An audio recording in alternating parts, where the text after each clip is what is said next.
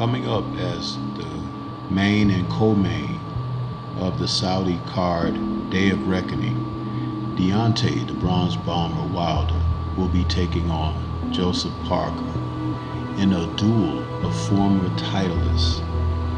These two were supposed to face each other a few years back when Parker was WBO champ and Deontay WBC. Let's talk about it.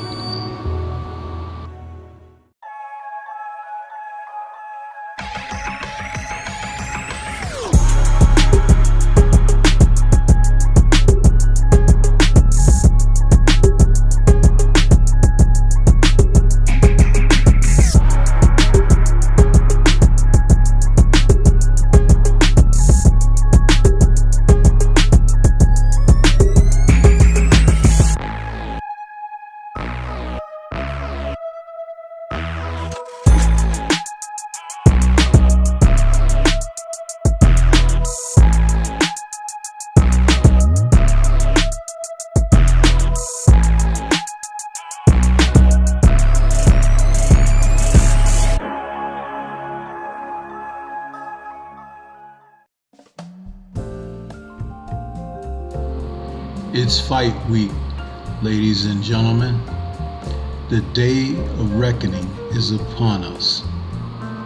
For this coming Saturday, December 23rd, we will get a chance to see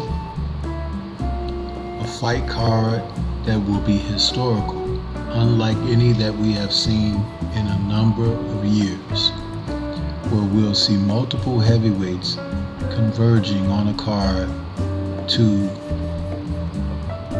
show their dominance in the sport, some to position themselves for titles, and others looking for either redemption or to make their claim for being present for the future.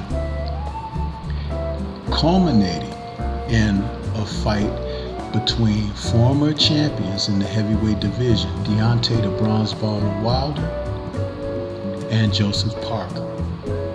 These two men, who are former WBC and WBO titleists, will be bringing their records. Wilder, 43-2 with one draw with 42 KOs, has been the eliminator in the heavyweight division for the past decade. Joseph Parker, who's coming in 33-3 with 23 knockouts, is looking to try to get back on top. But what we're seeing here is the chance at fighters to really prove who they are, why they are, and where they are going. As I look at this card, having checked out some of the face-offs like Wilder and Parker had last week, I'm thinking about the style matchup, where we're going to see these two men competing. Parker, who's noted to be a quick-handed fighter, he's 6'4", and he's a strong punching, plotting type. He wades in. He does most of his effective fighting from mid-range and close range on the inside. He looks to be physical, meaning he likes to try to push his opponents backward. However, when he meets resistance, he can allow himself to be pushed backwards. He doesn't fare well against tall fighters with range, and that exactly happens to be what Deontay Wilder's forte is. With that 83-inch reach, being 6'6", Wilder can keep almost any opponent, if he so chooses, at the end of his shots. He possesses a piston-like jab, and he can poke and prod it at any given time. Tyson Fury was noted to speak of his jab after facing him in the first round of their first fight. He was like in awe of what he felt. Deontay doesn't realize how powerful he really is. We know about the powerful right hand, but after making some adjustments to his training, after his losses, he is looking to be a little bit mobile, a little more of a jabber and mover, and plant when necessary.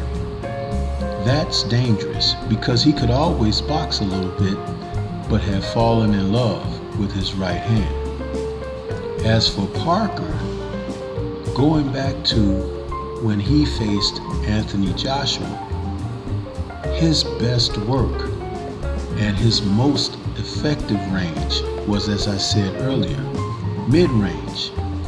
And that's where he could do a great deal of damage to his opponents. And in the AJ fight, the referee would not allow Parker to get that type of work off. He often intervened, stepped in to break them when it was not necessary to break, because when fighters get in close proximity, that's when the fists can start flying.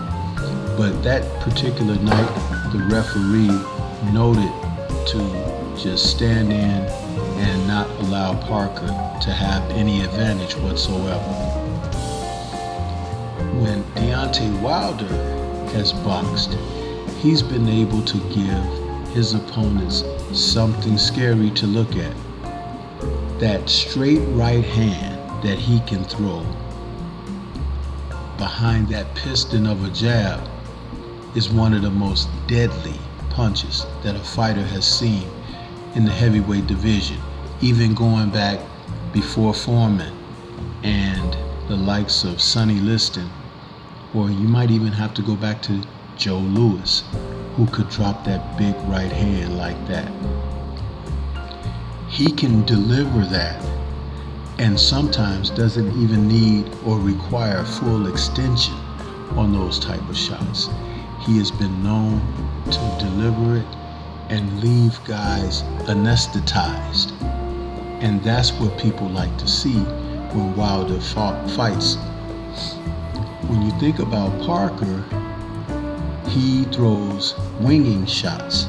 He likes to hook with the right, hook with the left. Sometimes he'll try to push opponents back, body bump them, and he's very comfortable in close. He will try to let his hands go in combination when he's in close. Because he's a heavyweight, he can hurt you. He doesn't appear to possess one-punch knockout power. However, when he puts his combinations together very well, that's when he gets the greater portion of his work off. That's to be respected. So, what Deontay Wilder is going to have to do is to not allow Joseph Parker to be comfortable at that mid-range and in close. When he was battling with Tyson Fury, there was a moment where they were in close and Fury was able to actually land an uppercut, which dropped Wilder. So, what he has done in his training and preparation going forward is he has sought improved infighting, and that could be the difference in this fight. Sometimes when a fighter is accustomed to doing what they do well and they forget about the other technical aspects of the sport, then they can be vulnerable. But his improved infighting and the invaluable experiences of the setbacks and defeats he's had can make a difference for him in this fight. He may be more inclined to listen to his corner and follow whatever game plan that they have devised for Parker. When you think about Parker being on the back foot, he's not good at that at all. And there were moments when AJ would try to do that with him, but he is not a fighter that imposes himself physically, AJ. So he didn't do that very well and wasn't able to take advantage of Parker's tendency to allow punches to land on him. He drops his hands sometimes at weird distances where he's not safe. and out of harm's way. So he needs to be mindful of that when he's with Wilder, because all Wilder needs is a split second when you drop your hands. But also, he's going to have to be careful in pursuit of Wilder, because Wilder can drop something at any given time from an unorthodox angle to get him in trouble. This was on display when he had the rematch against Stavern. Wilder had been able to do something that most fighters of today don't really follow through on, and that is following through by punching completely through the target. Meaning you can have a high guard, but Wilder can punch through your guard and still hurt you. King Kong Ortiz experienced it. Stavern experienced it. Spilka experienced it. There's something really dangerous about this man's power. And if he's on the back foot now, which he is actually training to fight that way, the Hellenius fight, which was a year ago, a little bit over a year ago, showed us he doesn't even require full extension on those shots. So, how do I see this fight shaking out between these two men? I think it's going to be a competitive battle. I think that Joseph Parker will come in and try some things that we haven't seen from him before. But at the end of the day, I recall looking back on why he didn't face Wilder initially when they were both champions. When Wilder had fought Chris Arreola, Parker had come to the fight to witness it and decided to go a different way. Instead of unifying with Wilder, he went and he ransomed his title to the AJ camp and Matchroom Boxing. As far as this, I don't know that this newfound confidence in deciding to step up and face Wilder because maybe he suffered defeat, he thinks he has a chance. I believe this is an opportunity for Wilder to really reinstate his position in the heavyweight division.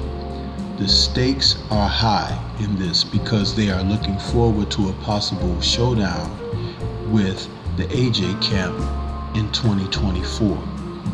And Wilder is the type of fighter that if you have something in front of him with the opportunity for him to make an advancement, he's gonna give it his all.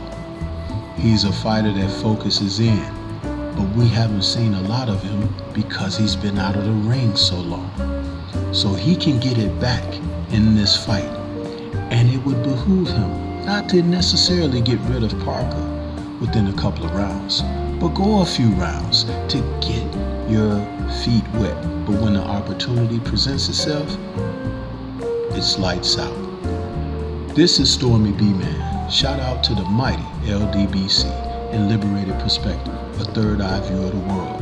For more content such as this, please like, comment, subscribe, and share. Let me know what you think about the Day of Reckoning main event. Peace to everyone out there, and everyone please remain safe.